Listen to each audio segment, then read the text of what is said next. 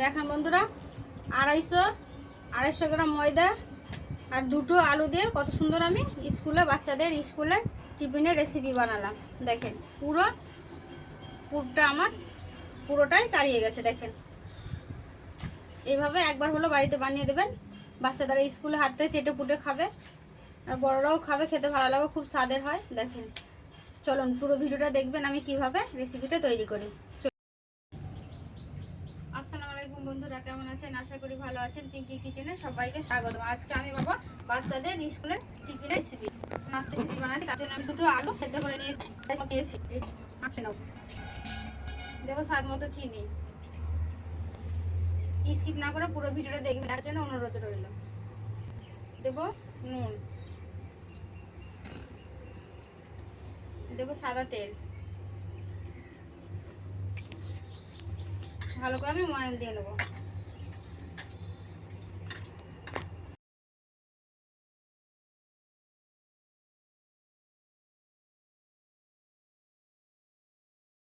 এবার আমি অল্প অল্প পানিতে ডো তৈরি করে নেবো। এই ডোটা একটু শক্ত হবে, রুটির মতো। আটা যেমন আমরা রুটি করি, ময়দা যেমন ডো তৈরি করি সেরকম হবে না, এটা একটু শক্ত হবে। এটা ভেতরে পুর ভরবো, তার জন্য কেউ যদি ইউটিউব থেকে দেখে থাকেন অবশ্যই সাবস্ক্রাইব করবে, কেউ যদি ফেসবুক থেকে দেখে থাকেন ফেসবুকে একটা লাইক দিয়ে সাথে থাকবেন। তৈরি হয়ে গেছে, এইভাবে আমি তৈরি করে নিয়েছি। আর এটা 10 মিনিটের জন্য ঢাকা দিয়ে রাখবো।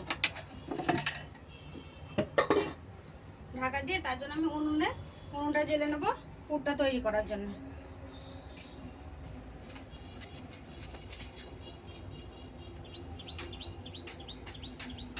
উনুনটা আমি জ্বেলে নেবো।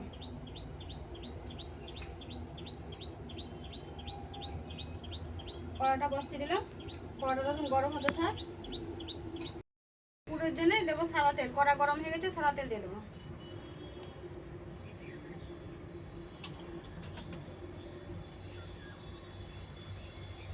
ফোড়নে দেবো গোটা জিরে। ফোড়নটা হয়ে গেছে, দেবো পেঁয়াজ কুচি।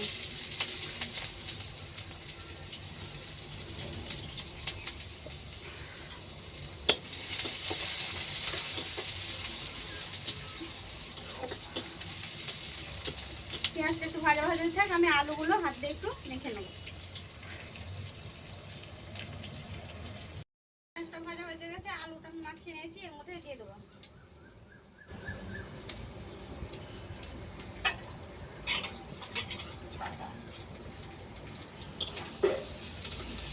আলুটা একটু পেঁয়াজের সাথে ভেজে নেব।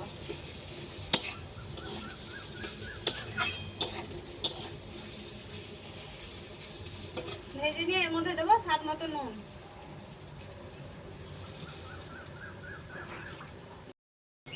এর মধ্যে আছে হলুদ গুঁড়ো, আমি গোলমরিচের গুঁড়ো দিয়েছি ঝালের জন্য। আমার বাচ্চাদের স্কুলে টিফিনের জন্য ঝালের জন্য গোলমরিচ গুঁড়ো দিয়েছি। কেউ চাইলে কাঁচা লঙ্কাও দিতে পারেন, আমি দিলাম না। গোলমরিচ গুঁড়ো আর চাট মশলা, কেউ চাইলে গরম মশলা দিতে পারেন, কিন্তু আমার ছেলেরা গরম মশলা খেতে চায় না।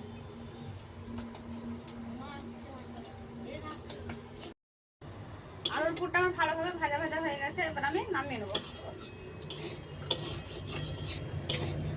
নামিয়ে পুরটাকে ঠান্ডা হতে দেবো।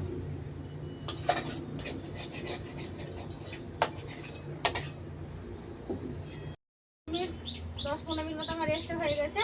ঢাকাটা উঠিয়ে ময়দাটা আমি আবারও মাখিয়ে নেব। দেখেন ময়দাটা কি নরম সফট হয়ে গেছে।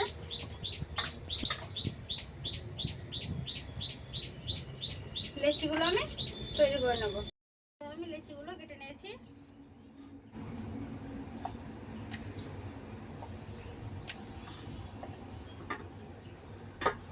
এবার এর মধ্যে আমি আলুর পুরটা দিয়ে দেবো।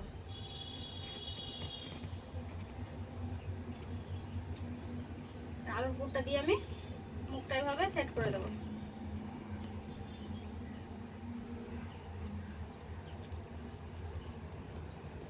আগে থেকে আমি কড়া গরম করতে বসিয়ে দিয়েছি, কড়াতে আমি সাদা তেল দিয়ে দেবো।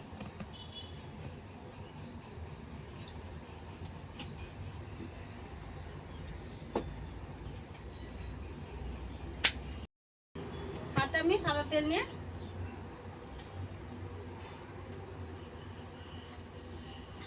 আস্তে আস্তে করে বেলে নেব, যাতে পুরটা না বেরিয়ে যায়।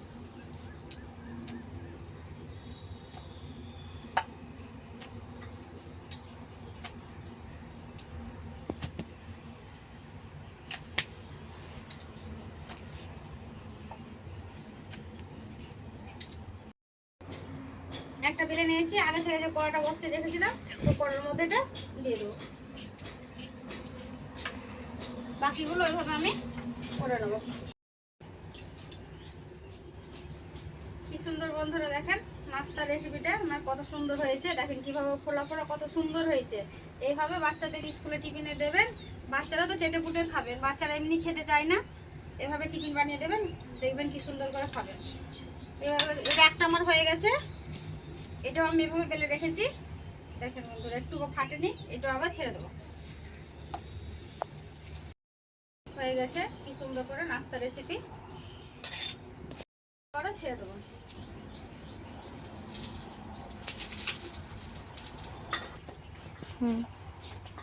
বাকি সবগুলো এভাবে আমি আবার ভেজে নেব। কত সুন্দরভাবে ফুলেছে বাচ্চাদের স্কুলের টিফিনগুলো, দেখেন কত সুন্দর ফুলেছে। এবার আমার সবগুলো ভাজা হয়ে গেছে, এই লাস্ট একটা আছে, এটা ভেজে নেবো, হয়ে যাবে তাহলে।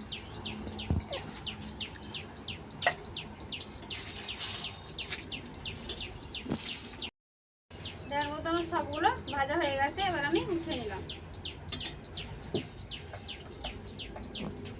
দেখেন 250 গ্রাম ময়দা মাত্র দুটো দিয়ে কত সুন্দর কতগুলো বাচ্চাদের স্কুলের টিফিনের রেসিপি হয়েছে। দেখুন একটা আমি ভেঙে খেয়ে দেখাচ্ছি।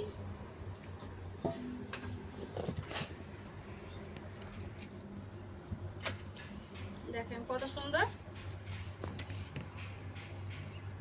কত সুন্দর ভাবে পুরটা পুরো পুরো মানে পরোটাতে আমার হয়ে গেছে। দেখেন পুরো পুরো ভর্তি হয়ে গেছে পুরগুলো। এবার আমি একটা খেয়ে দেখাচ্ছি কেমন হয়েছে।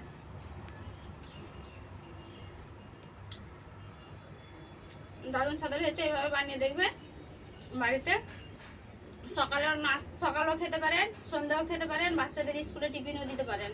এইভাবে একবার হলো বাড়িতে বানিয়ে খেয়ে দেখবেন। সুস্থ থাকবেন, সাবধানে থাকবেন, ভালো থাকবেন। পুরো ভিডিও দেখার জন্য ধন্যবাদ।